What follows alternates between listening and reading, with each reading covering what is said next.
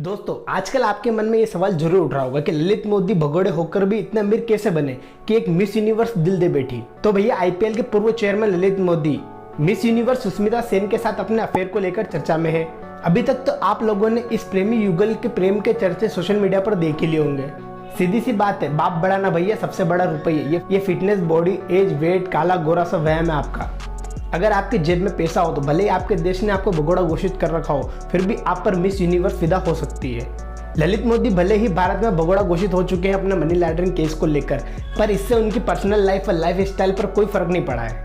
आज भी वो 4500 करोड़ के मालिक हैं, साथ ही साथ लंदन के दामाद बनकर बैठे हैं। बोले तो जहाँ ब्रिटिश सरकार बैठी हुई है, वहीं उसी स्टेट पर इनका एक बंगला है।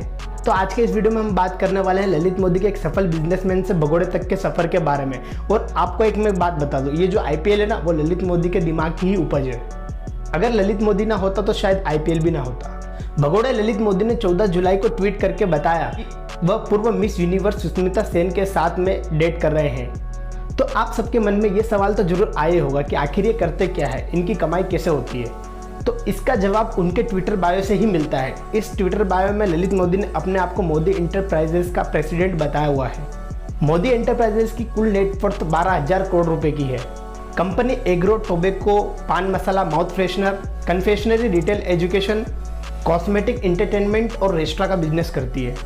भारत के अलावा मोदी इंटरप्राइजेस का business middle east, west Africa, south east Africa, south east Asia, east Europe, Africa, south America और सेंट्रल अमेरिका तक फैला हुआ है। वहीं गूगल बाबा की माने तो ललित मोदी की कुल संपत्ति 4,500 करोड़ की है। ललित मोदी के पास 3 फरारी है, जिनकी कीमत 15 करोड़ रुपए है। तो चलिए अब जानते हैं ललित मोदी के बचपन, फैमिली व बिजनेस की शुरुआत के बारे में। ललित मोदी का जन्म 29 नवंबर 1963 को भारत के ही बड़े बिजनेसमैन परिवार में दिल्ली में हुआ था। उनके पिता कृष्ण कुमार मोदी व दादा गुजरमल मोदी दोनों बड़े बिजनेसमैन थे।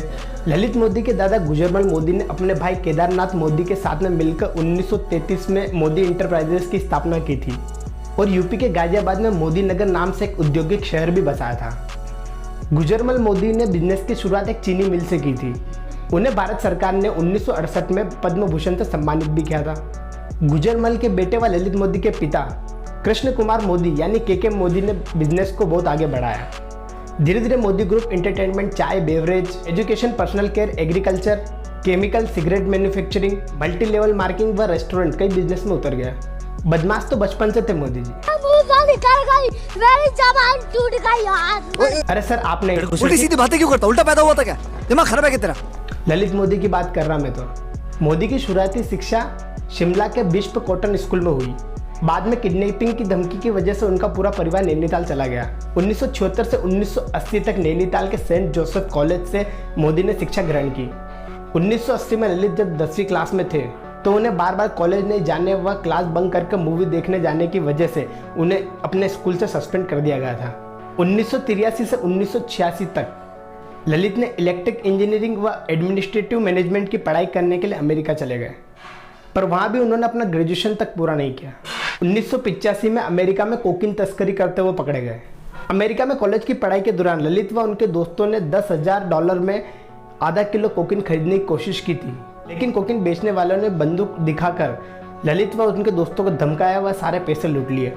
अगले दिन मोदी और उनके दोस्तों ने एक छात्र को इस मामले से जुड़े होने के संदेह में पीट दिया।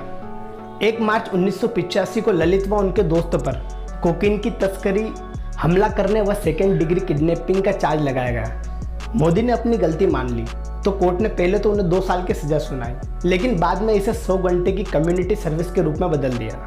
1986 में अपने खराब स्वास्थ्य का हवाला देते हुए कोर्ट से ललित मोदी ने भारत लौटने की इजाज़त मांगी।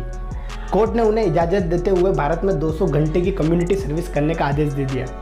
फिर मोदी 1986 में भारत लौटे व अपने पारिवारिक बिजनेस के साथ में जुड़ गए। 1987 से 1991 तक इंटरनेशनल टोबैको लिमिटेड के वे अध्यक्ष भी रहे। 1989 में देश की सबसे बड़ी तंबाकू कंपनी गाडफ्रे फिलिप्स इंडिया लिमिटेड के नॉन एग्जीक्यूटिव और नॉन इंडिपेंडेंट डायरेक्टर भी बने। 2010 में उनके पिता ने घोषणा की थी कि ललित मोदी अब उनके फैमिली बिजनेस मोदी इंटरप्राइजेस को संभालेंगे और ललित मोदी अभी भी मोदी इंटरप्राइजेस के प्रेसिडेंट है। 1995 में मोदी की कंपनी MEN वॉल्ट डिज्नी की कंपनी ESPN की पैन इंडिया डिस्ट्रीब्यूटर बन गई। मोदी की कंपनी MEN का फैशन टीवी, 10 स्पोर्ट्स और डीडी स्पोर्ट्स से भी कॉन्ट्रैक्ट हो गया था। कुल मिलाकर शुरुआती दिनों में ललित मोदी के ज़्यादातर बिजनेस प्रॉफिटेबल नहीं रहे। उस समय मोदी का गुजारा अपने पिता की कंपनी के मेंटेनेंस अलाउंस से होता था। मोदी ने 2002 में केरल में 600 नाम से एक लॉटरी स्कीम भी चालू की। ESPN से करार व NBA जैसी अमेरिकन स्पोर्ट्स लीग की कामयाबी से मोदी को भारत में क्रिकेट के टेलीविज़न प्रसारण की लोकप्रियता का अंदाजा हो गया था। उन्होंने वैसा ही कुछ भारत में क्रिकेट को लेकर करने की सोची। इसके बाद 2008 में BCCI ने IPL को लॉन्च किया भारत में। IPL लॉन्च के पीछे ललित मोदी के दिमाग को ही माना जाता है। वह 2008 से 2010 तक IPL के कमिश्नर भी रहे। अपने पहले ही साल में IPL को अपने मीडिया राइट्स से BCCI को करीब $1 अरब का मुनाफा हुआ, जो कि साल दर साल बढ़ता ही गया। अभी हाल ही में 2023 से 2027 के IPL ब्रॉडकास्टिंग के राइट BCCI ने 48,000 करोड़ में बेचे हैं। 2010 IPL खत्म होने के बाद BCCI ने ललित मोदी को मिसकंडक्ट, अनुशासनहीनता, वित्तीय अनियमितताओं के आरोपों में सस्पेंड कर दिया। BCCI ने इस मामले में अपनी जांच शुरू की और ललित मोदी को आरोपी पाए जाने पर 2013 में उसे आजीवन के लिए बैन कर दिया। हालांकि मोदी ने इसमें अपने आप को निर्दोष बताते हुए इसे राजनीतिक साजिश करार दिया था। 2010 में ED के द्वारा ललित मोदी के खिलाफ टैक्स चोरी और मनी लॉन्ड्रिंग की जांच शुरू करने के बाद वह देश छोड़कर लंदन भाग गए और तब से वह अभी तक लंदन में ही है।